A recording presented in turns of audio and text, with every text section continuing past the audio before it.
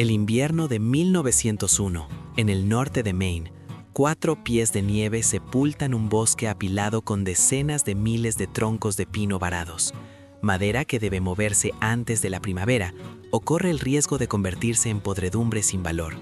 Con los aserraderos hasta 50 millas de distancia y los equipos de caballos muriendo por docenas, la industria maderera se enfrenta a la bancarrota si la cosecha congelada se queda donde está. Pero en esta temporada desesperada, una máquina no probada intentará lo que el músculo y la pezuña no pudieron. ¿Podría un solo invento cambiar realmente el destino de toda una industria? En lo profundo de los bosques, los hombres con equipos de caballos enfrentaban un problema que el músculo por sí solo no podía superar.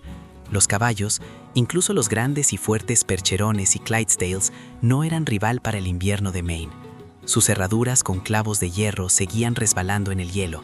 En 4 pies de nieve, los animales se hundían hasta el vientre, los arneses se enredaban y las patas se torcían bajo el peso de los trineos. Algunos días la nieve los tragaba por completo. Un solo traspié podía romper una pata y no había rescate, solo una bala y una tumba poco profunda en el bosque. Los campamentos llevaban la cuenta. Perder de 12 a 18 caballos en una sola temporada era común. Cada uno costaba $100, una fortuna para una empresa maderera, equivalente a meses del salario de un hombre, y más de $2.500 para los estándares actuales. Las cifras se sumaban en sangre y dólares. Una gran operación podía estar a 30 o 50 millas del pueblo más cercano. Si un equipo moría, no había un reemplazo rápido. Los hombres caminaban durante horas para buscar ayuda, pero la mayoría de las veces el trabajo simplemente se detenía. La madera se apilaba en el corte, pero nada salía de allí.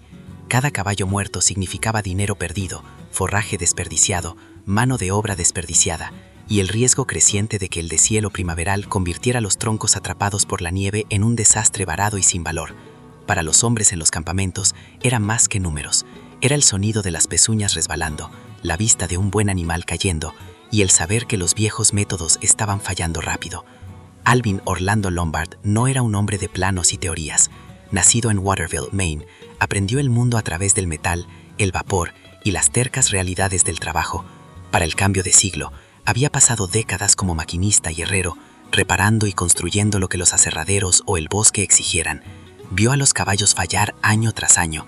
Vio el desperdicio, los animales rotos, los hombres varados en ventisqueros sin nada más que una pala y la esperanza de que la primavera no llegara demasiado pronto.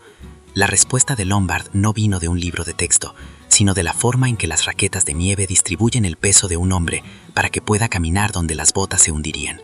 Si los animales se atascaban porque sus pezuñas presionaban demasiado profundo, ¿por qué no construir una máquina que flotara?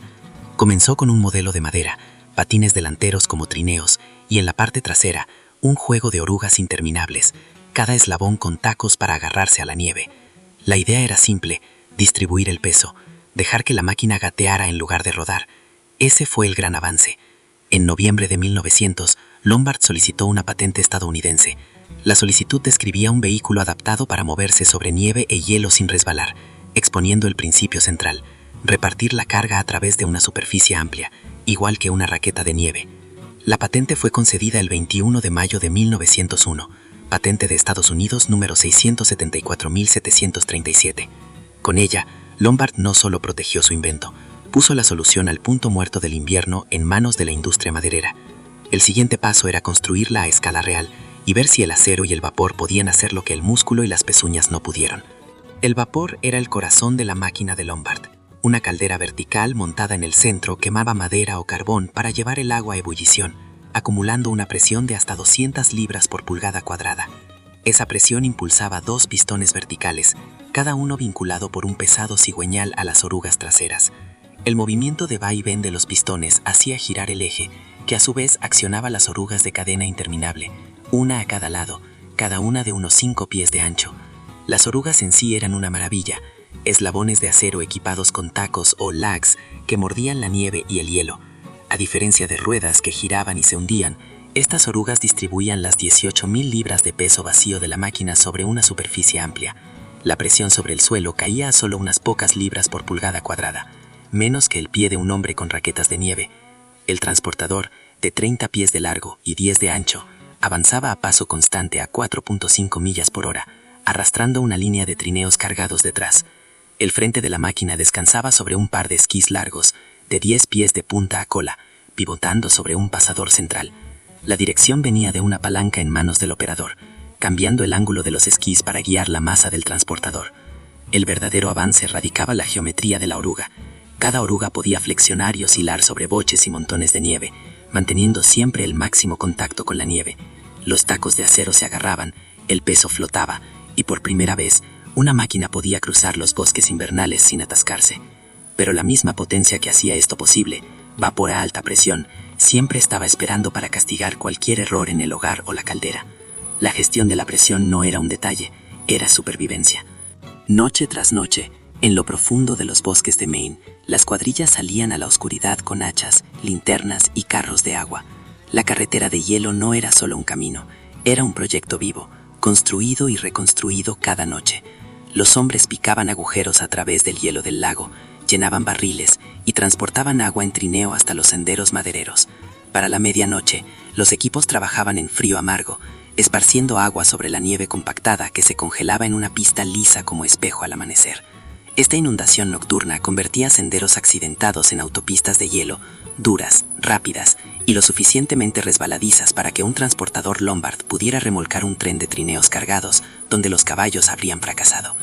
Cada trineo en el tren medía 30 pies, construido con gruesos tablones de obre y patines de acero, diseñado para transportar 10 o 15 toneladas de pino o abete fresco, cadenados en líneas de 10, 20 o a veces incluso más. Formaban una línea de carga rodante que podía mover hasta 100.000 pies tablada en un solo viaje. Pero todo dependía del camino. Un tramo accidentado, un punto donde el hielo se rompiera o la nieve se acumulara demasiado, podía romper una cadena o destruir un trineo, desperdiciando el trabajo de un día. Por eso los patrulleros recorrían las rutas, paleando, remendando y vigilando los puntos débiles, mientras los operadores y conductores vigilaban de cerca el ritmo del tren. El pago reflejaba el riesgo y la habilidad involucrada. Los operadores y fogoneros ganaban el doble o el triple del salario de un trabajador del campamento. Su juicio mantenía el transportador en movimiento y la madera fluyendo. Un movimiento en falso podía detener el tren, destruir el camino o traer el desastre a la tripulación. Cada noche en la carretera de hielo era una inversión, una que solo rendía frutos si los troncos llegaban al río antes del deshielo. El 3 de marzo de 1907, la quietud sobre el lago Escanaba estalló. La válvula de alivio del transportador Lombard comenzó a gritar, un ruido que cada campamento sabía que significaba problemas.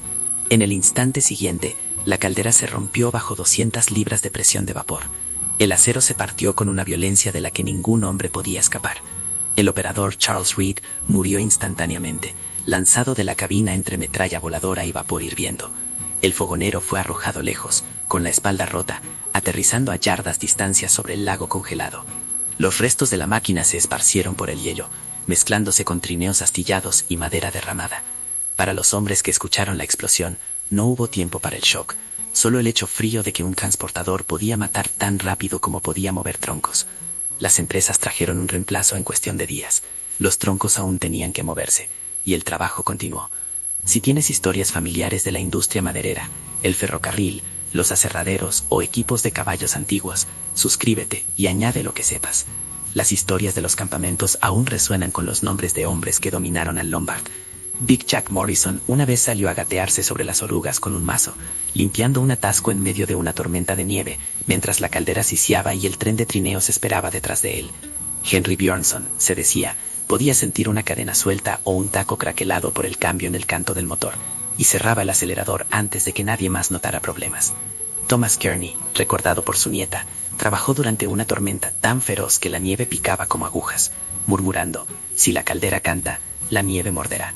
Sus habilidades mantenían al transportador en movimiento cuando otros se habrían detenido, pero incluso las leyendas no pudieron contener el cambio para siempre. Para la década de 1930, los motores diésel y gasolina tomaron el relevo, más ligeros, más rápidos, sin necesidad de fogoneros. Los transportadores de vapor fueron dejados para oxidarse donde el bosque se los tragó. Si recuerdas historias sobre máquinas como estas, o los hombres que las manejaban, suscríbete y cuéntanos lo que recuerdas en los comentarios. Cada máquina moderna impulsada por orugas debe su existencia a aquel primer invierno en Maine, prueba de que la necesidad sigue impulsando la invención real. Mientras el clima y el terreno sigan poniendo a nuestros límites, la voluntad de adaptarse sigue siendo nuestro motor más fiel. El próximo gran avance podría estar esperando justo donde termina el camino. Comparte tus historias abajo.